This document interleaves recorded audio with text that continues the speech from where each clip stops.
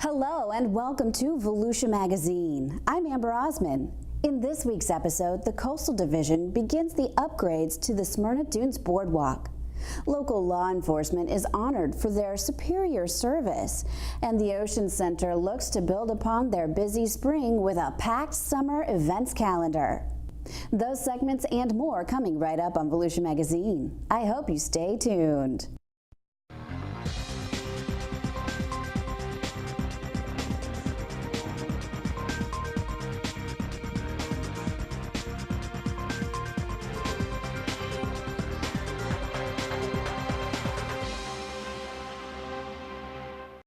Volusia County is set to begin demolition and construction on a $5 million project that will renovate and widen the boardwalk through the Smyrna Dunes Park. The 2-mile elevated boardwalk will have multiple observation platforms, shaded picnic pavilions with benches, and handicap accessible walkways leading to the inlet, river, and ocean beaches. The boardwalk decking and handrail cap will be constructed with composite lumber made with recycled plastic materials.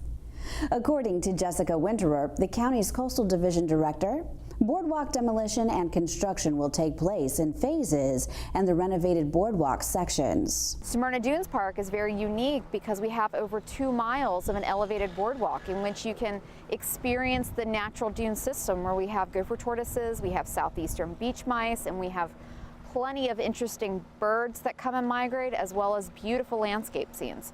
ADA pedestrian access to the boardwalk will be maintained to the greatest extent possible during construction. Project completion is set for next summer. Hundreds of people showed their support for local law enforcement at the 19th annual Crime Stoppers of Northeast Florida Community Banquet. During the event held at the Ocean Center, 23 law enforcement officers from Volusia, Flagler, Putnam, and St. Johns counties were recognized by their representative agencies for extraordinary service for going above and beyond the call of duty and keeping our communities safe. Of the 23 nominees, investigator Joseph Snowden with the Office of the State Attorney, 7th Judicial Circuit, was selected as Officer of the Year. Crime Stoppers was formed in 1996 by members of the Daytona Beach Rotary Club following the murder of one of their members in his own home during a robbery. Citizens then united to form the Crime Stoppers as a local organization dedicated to taking criminals off the streets. Through the Anonymous Tips program, Crime Stoppers is able to offer a helping hand to law enforcement officials in their heroic efforts to prevent and solve crimes in the 4-county region. Since the beginning of 2017, Crime Stoppers has led to the arrest of 3 homicide suspects, one of which was a double homicide suspect in Daytona Beach. Another was the suspect in a hit-and-run death of a young girl in St. Johns County, and the third was another homicide in Daytona Beach. So we take a lot of pride in knowing that our tip line led to the arrest of those 3 individuals. Crime Stoppers of Northeast Florida is a unique community program operated and administered by citizens through a board of directors. It is a non-for-profit 501c3 volunteer civilian organization supported solely on contributions from private citizens, social and civic groups, and local businesses. Over 1,000 programs have been instituted worldwide. Turtle fans and families alike had a shell of a good time at the Marine Science Center's annual Turtle Day. Takes us along and gives us an inside look at the celebration.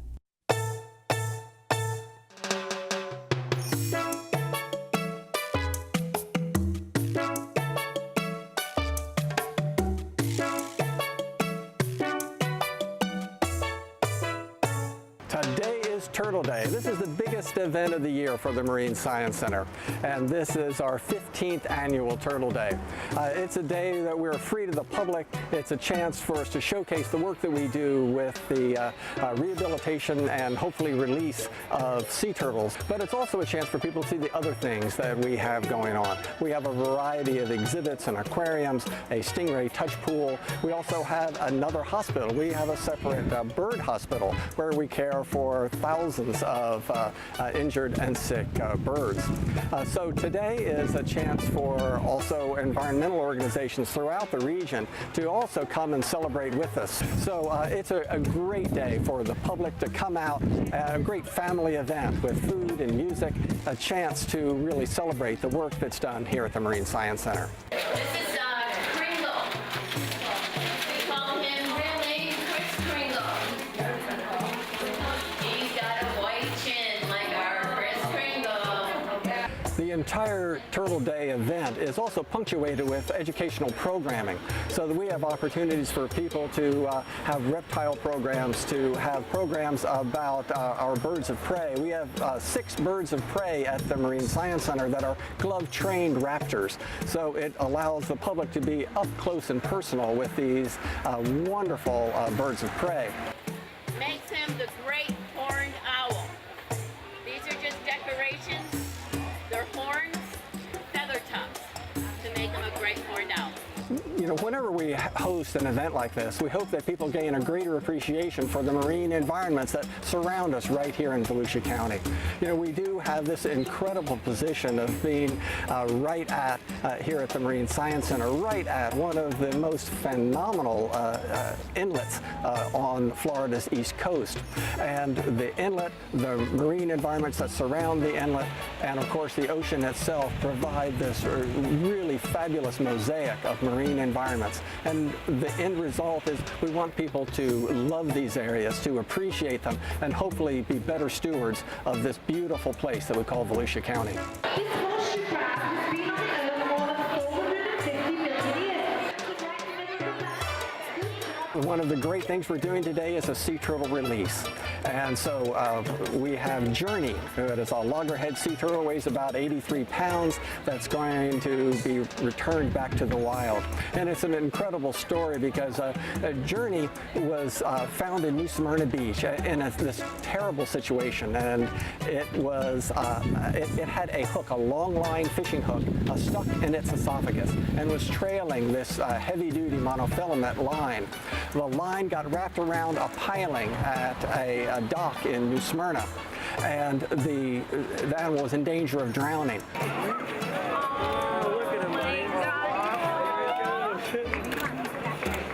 You know, there's no better way to end an event like this than with the release of a sea turtle. I mean, the reason that we do all of these medical procedures is to get these animals back into the wild. So the fact that we're going to be able to release Journey is the great capstone for the event.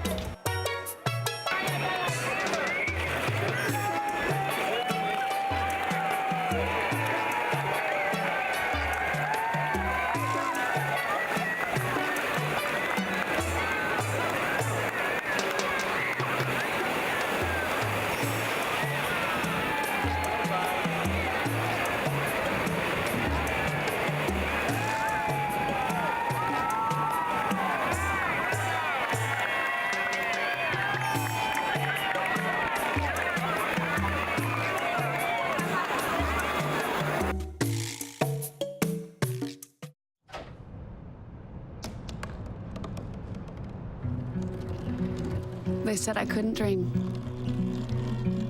Called me a piece of trash and swore that's all I'd ever be.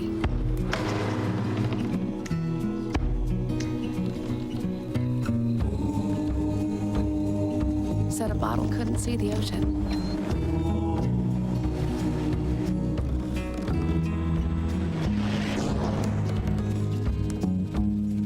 Give up. Go back to the dumpster. But I didn't listen. I made my way.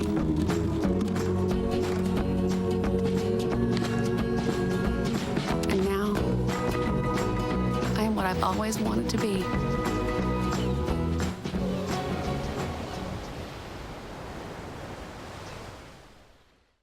May is Motorcycle and Bicycle Safety Awareness Month, and safety officials want to remind motorists to share the road so everyone can arrive alive. All motorists should use extra caution when driving around bicyclists and motorcyclists.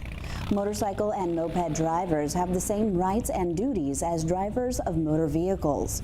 It is difficult to gauge the speed of a motorcycle. They may appear to be much farther away than they really are, so cars are urged to not follow too closely behind a motorcycle.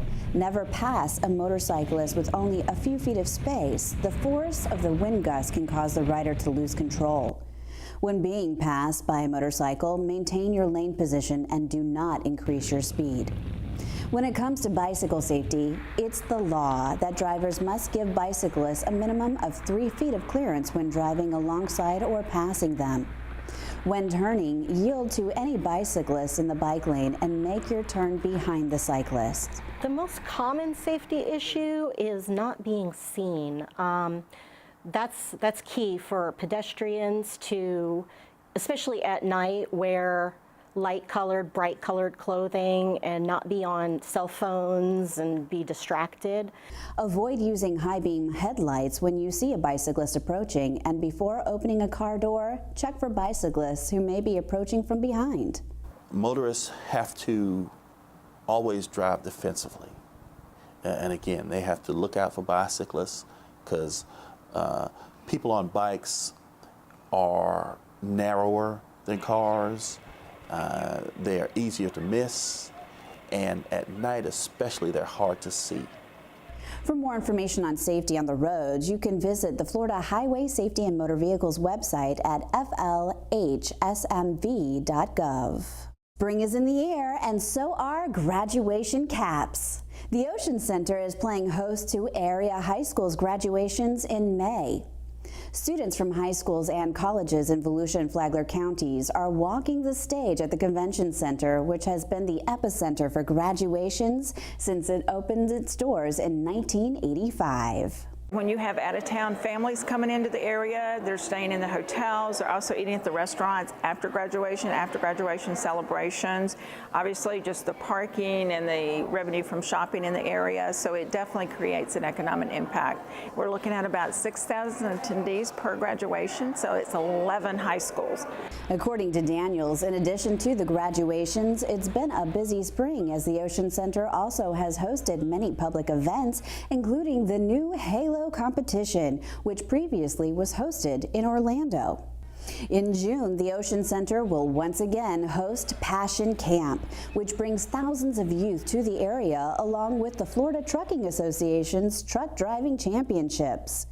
The Tuner Evolution Car Show, the Showbiz National Talent Competition, and the Bacon Beacon CrossFit Competition, which is a 3-day food and fitness festival. For more details on these upcoming events or to check out future offerings, you can visit oceancenter.com and click on the Events tab. On this week's segment of Solutions for Your Life, Karen Stotterman introduces us to Dr. Mark Branham, a world expert on fireflies. He explains why Florida has the highest diversity of fireflies in the nation.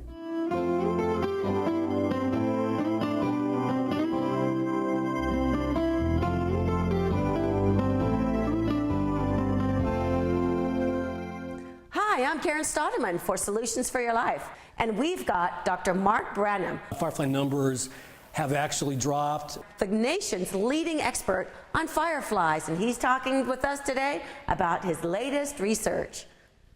Fireflies feed on snails, slugs, and then also worms as larvae, as like a firefly larvae, and you find those prey where it's more moist.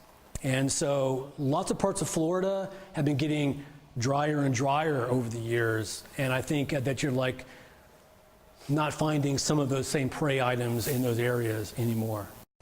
Florida has like highest number of firefly diversities than just like any state, and so like if you study fireflies, really Florida is the place that you want to be. Fireflies are the most common in places that are like obviously dark and that are like also left fairly natural and are moist. Firefly larvae feed on slugs, snails, and also earthworms, and so you find fireflies where there are lots of those prey items. I would suggest heading out right before dusk. I think a lot of people wait until it gets too dark to actually look for some firefly species. Many species come out right as it's starting to first get dark, and so if you take a little while to actually get outside, you can miss some of these species. Also, Florida species are pretty notorious for like being very habitat specific. If you're not in the right habitat at the right time of night, then you won't see them. And like some of these species only flash for like approximately 17 minutes each night. And so, as in like everything else, it's all about timing. July and then also parts of August, early August, are the prime firefly viewing times. I study firefly signaling behavior, how these signals might be changing over time, and then like also what these fireflies might be communicating with their flash patterns. And for more information on fireflies, feel free to contact the University of Florida Volusia County Extension Office. With Solutions for Your Life, I'm Karen Stotterman. Every day, Florida's courageous first responders work together to keep Florida safe during all types of hazards, including wildfires near homes and communities. Florida's first responders are asking for your help to increase safety and accessibility during wildfires with 3 easy steps. Create a clean, fire-resistant space around the home. Make a family evacuation plan and evacuate early when wildfire is near. For more, visit floridaforestservice.com or wildlandfirersg.org. Well, during the course of a year, Volusia County's Beach Safety Ocean Rescue could make several thousand rescues and assist beachgoers with countless other needs to help make their beach visit a great one. So with us in the studio today to talk about beach safety is Senior Captain Tammy Marris. Hi, Tammy. Hi, Joanne. Thanks for being here. Yeah, it's always great coming. So we're going to talk about staffing and things like that in preparation for the holiday season, but give people an overview of beach safety, because you not only have lifeguards, but you have law enforcement officers and EMTs. We call that triple certification. So give us an overview of what makes up the division. Well, you're right. We do everything on the beach. Anything that happens, we take care of. We are police officers. We're ocean rescue lifeguards, and we're emergency medical technicians. So anything that happens on the beach, we take care of. We handle it. Right now, we're staffing up. It's going to be all hands on deck type of weekend. Memorial Day weekend is like our opening day. That's typically what we call the start of our summer. So we will have our part-time guards sitting on the red towers. We're making the schedules now, getting the equipment ready, and just gearing up so everyone's ready to go. So you just recently completed, or you're still in the process of having a recruitment class to get all those seasonal lifeguards in place. How did that recruitment process go this year? It went fairly well. We did get a lot of new recruits out there. We're training them now as we speak. So a lot of them will be ready for Memorial Day weekend to sit tower on their own. And then we have a lot of returning guards that also will be working. So we'll be fully staffed. We'll have all those red towers out there, so it's extremely important to make sure you swim in front of those lifeguard towers. So that was going to be my next question.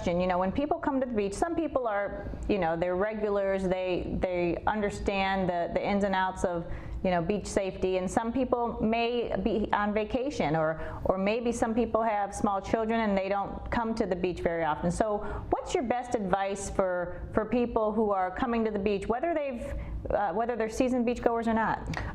You're absolutely right. We do get a lot of tourists here, especially these holiday weekends and special events. We have people coming from all over the country. A lot of people that aren't familiar with Florida, the East Coast, aren't familiar with rip currents.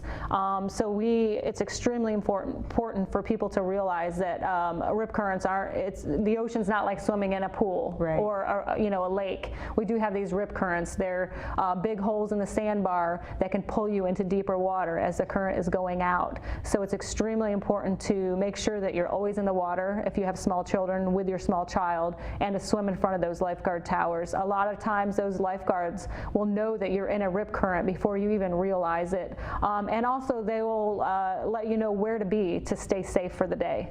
Right, and your lifeguards are they're more than just looking out to, you know, potentially save someone from the water. They're ambassadors, and like you said, you can ask them really anything about the water conditions, anything on the beach, and they can tell you whatever you need to know. Yeah, walk up to that lifeguard and find out what the conditions are for the day, where you should be swimming. You know, maybe directly to the south of the lifeguard, there's a strong rip current. They'll tell you to stay out of that area. Also, pay attention to the lifeguard. They do a lot of preventative actions up there on the tower, keeping people out of those rip current areas and keep people in safe bathing limits. So we talk about this every time we see each other, but if someone is caught in a rip current, there are some steps that they should take so that they don't panic and that they can get out of that rip current. So walk us through that. Okay. A rip current is a current that's going to pull you into deeper water. It will not pull you under. So you're right. Do not panic. That's the most important thing. Do not panic. Yell for help. Don't try to swim against that rip current because you'll get exhausted. Either try to swim left or right of the rip current and then swim in. But most importantly, don't panic. Float. If you feel yourself getting exhausted, just float and wave for help. And like I said, if you need to be in front of that lifeguard tower, and a lot of times they'll see you in trouble before you even realize it. So our beach has about 47 miles of beach here in Volusia County, and 17 miles of that is actual beach where people can drive their cars.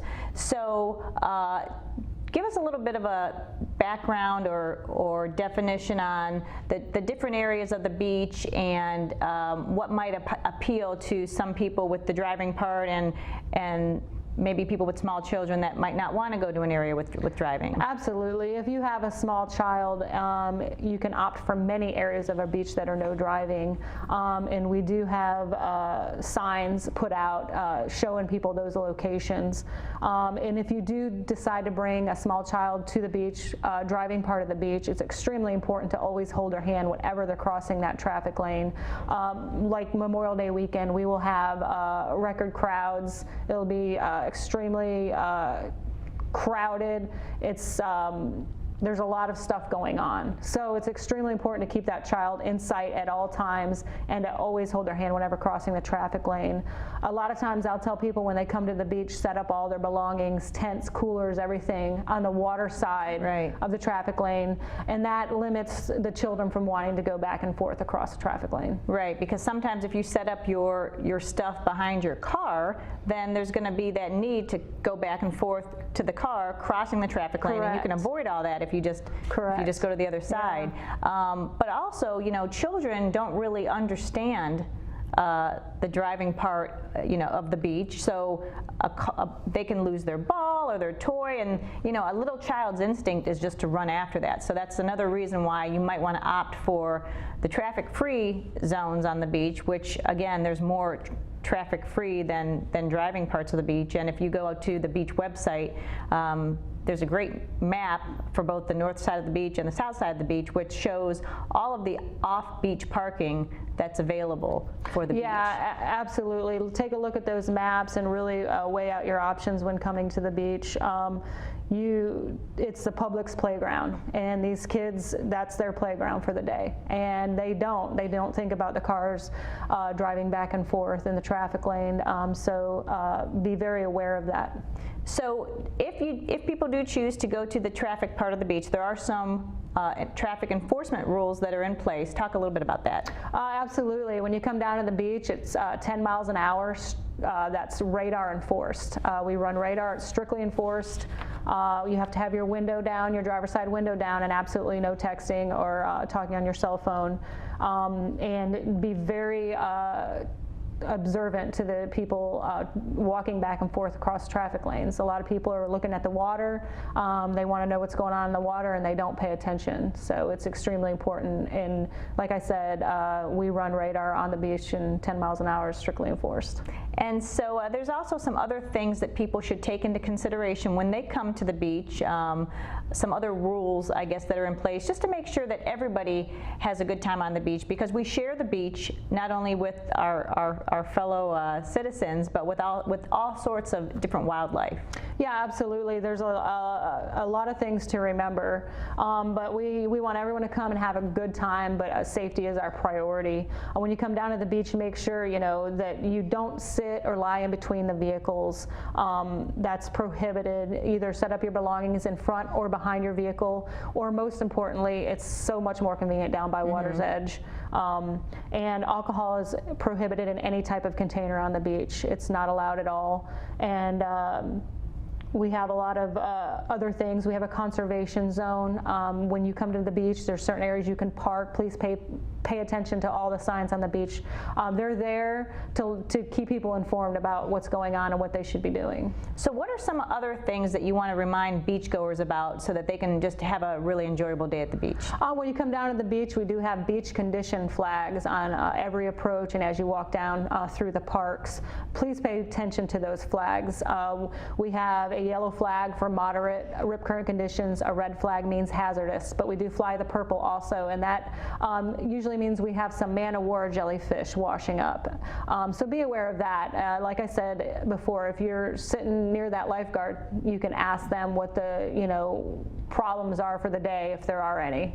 And those jellyfish, obviously, they sting, and your lifeguards can help a little bit with that relief. But yeah, if you get stung by a jellyfish or man-o-war, just flag down a lifeguard truck or go to the closest lifeguard tower, and they can take care of it for you. And it's so important to remind people, even people that live here and are used to the sun, but the Florida sun is intense, and you really have to reapply that sunblock or sunscreen every 2 hours or so. I would say even more than that. You're out in the sun, you're sweating, and you're in the water. So whatever the instructions are on your sunblock bottle, kind of double that up and apply it even more often than that.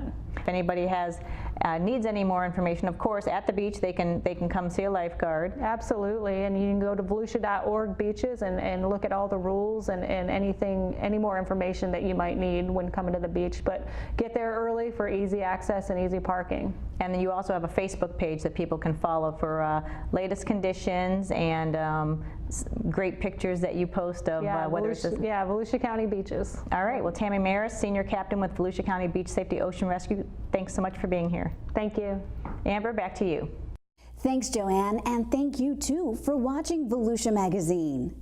If you have any questions about the show, you can feel free to give us a call at any of the numbers you see listed here, or you can log on to volusia.org and click on the News tab at the top of the screen to find us. And we hope you won't forget to listen to Volusia Today. That's Volusia County Government's weekly public radio broadcast. Volusia Today airs every Tuesday, Wednesday, and Sunday mornings on the local radio stations you see on your screen. For Volusia Magazine, I'm Amber Osman, and I hope you have a wonderful evening.